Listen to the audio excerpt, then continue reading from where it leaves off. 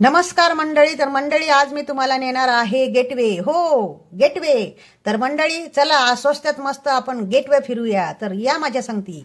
तर मंडळी हे बघा मी उतरलेली आहे सीएसटीला. हो सीएसटीला.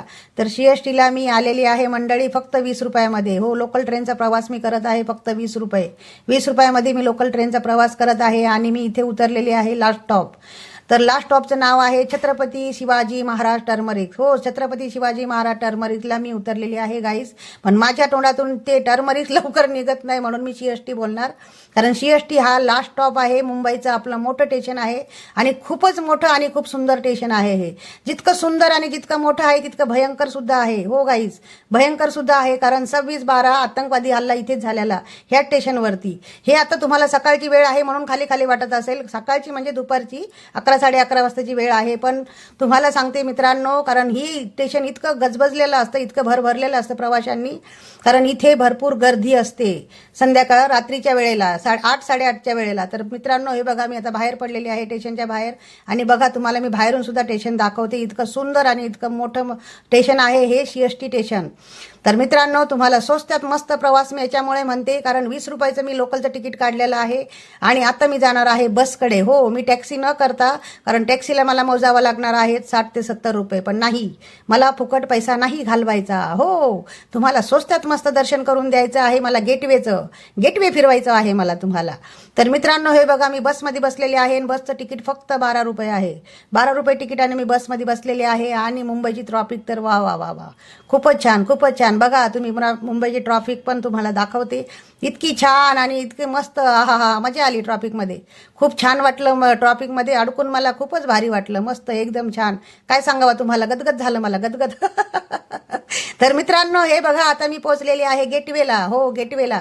तर गेटवेला पोहोचल्याच्या नंतर तिथलं तर वातावरण इतकं प्रसन्न होतं आणि इतकं छान होतं की सगळा प्रवास मी विसरून गेले आणि एकदम फ्रेश वाटलं मला तिकडे जाऊन. तर खूप छान फिरले मी मित्रांनो. बघा तुम्ही बघा हे बघा बाजूला ताज हॉटेल आहे आणि हे गेटवे आहे आणि गेटवेच्या बाजूला समुद्र आहे मोठा. खूप छान समुद्र आहे. तिथे मोठे मोठे जहाज आहेत, होड्या आहेत. तर तुम्ही पण होडीचा प्रवास करू शकता. तिथे काहीतरी आपल्याला तिकीट घ्यावं लागतं, काहीतरी चार्ज असतं तिथे. तर मी मित्रांनो कधी जहाजमध्ये होडीमध्ये मी बसत नाही कारण मला पाण्याची फार भीती वाटते. पाण्याची आणि आगीची मला फार भीती वाटते मित्रांनो. तर मी कधीच बोट करत नाही कारण मला खूप भीती वाटते. तुम्हाला जर असेल तुमची इच्छा हाऊस असेल तर तुम्ही नक्की जा आणि बोटमध्ये फिरा. कारण इतकं काही चार्ज नसतं आणि आपल्या मुलाबाळांना तर ते फार आवडतं.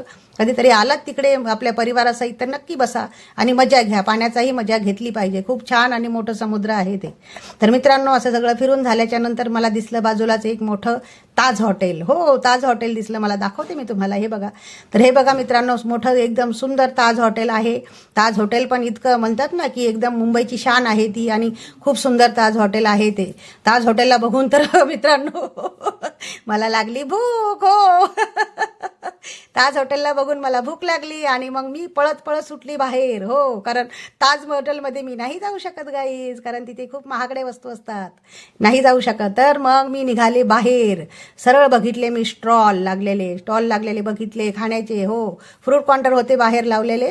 तर मी तिथे गेली धावत धावत आणि माझी मैत्रीण होती सांगते ते तिला म्हटलं चल चल बाईला भूक लागली मला पटकन. मग मी धावत धावत गेले मित्रांनो आणि मी तिथे घेतलं कुपन. हो सर्वात आधी मी कुपन घेतलं आणि मग मस्त खायला घेतली भेळ आणि चीज सँडविच. हो चीज सँडविच घेतलं मस्त. मला आवडतं चीज सँडविच.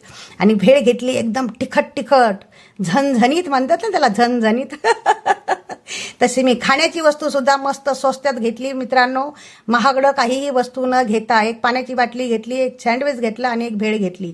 मग भेळ वगैरे खाल्ली मी तिथे बसून आणि सगळीकडे बसून व्यवस्थित बघितलं. तर तुम्ही बघा मित्रांनो बाहेर फिरून बघा. कधीतरी आपल्या परिवाराला घेऊन बाहेर जा आणि स्वस्तात मस्त सुद्धा आपण फिरू शकतो. हो आपण जीवनाचा आनंद घेऊ शकतो कारण आपण घराबाहेर पडलो तरच आपल्याला कळणार की बाहेर काय आहे, दुनिया किती सुंदर आहे, जग किती सुंदर आहे. हे आपल्याला घराबाहेर पडल्याशिवाय नाही समजत मित्रांनो.